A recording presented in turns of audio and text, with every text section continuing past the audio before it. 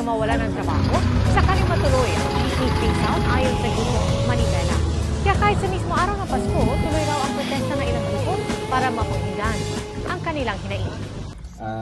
Ako si Rolly Perez, presidente ng Elf Juday Drivers Association. Ano po opinion niyo po sa jeepney phase out? Okay, sa jeepney phase out, matagal na na-issue yan. Panahon pa ni Gloria ay ang phase out na yan ay hindi in-approve. Kasi alam ng gobyerno napakalaking dagok doon sa mga drivers, jeepney operator drivers na ang sistema ay napakaraming mawawalan ng trabaho. Daang libo ang mawawalan ng trabaho. Hindi lang sa Los Baños, buong Pilipinas yan. Halimbawa kayo, tatay nyo driver. Halimbawa lang, tatay nyo driver, inaasahan lang pamamasada. College kayo. Nawala ng hanap buhay yung tatay nyo. Sino magsusuporta sa inyo dahil hindi na nakapamasada? Dahil sa modernization na ang kanilang jeep ay finish out. So matitigil kayo sa pag-aaral. Hindi lang kayo, pati yung mga kapatid nyo na maliliit.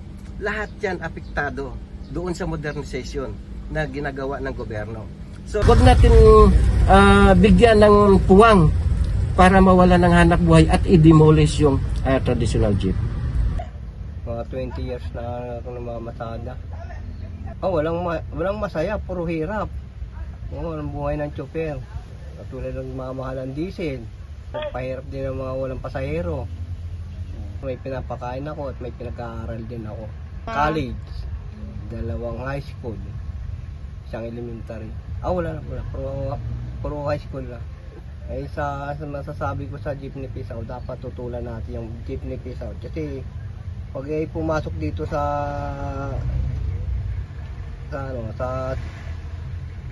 lugar natin, maraming masasagasaan na sasakyan na iba.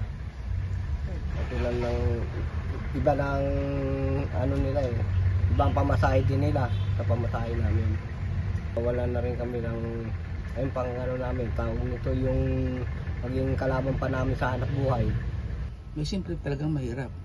Tatadya ka ng paa mo sakit yung balikat mo kakaabot ng bayan. Tsagaan lang. Talagang malaki. Bro, 2 anak ko na napag-graduate ko dito na sa jeep. Ang jeep kasi talagang araw-araw ginagamit yan Kaysa pagdating ng modernization, mahal ang pamasahe na sinisingil nila. Imbes na 11 lang sa estudyante, nagiging 25. Doon nila kasi kukunin yung pangbayad sa pasahero. Kaya dito sa UP, nakausap na namin yung dito yung president ng student council, wag nilang tangkilikin yung modern jeep. Kasi magulang din nila yung mahihirapan yung pangbaon, allowance, doon di magagaling sa magulang.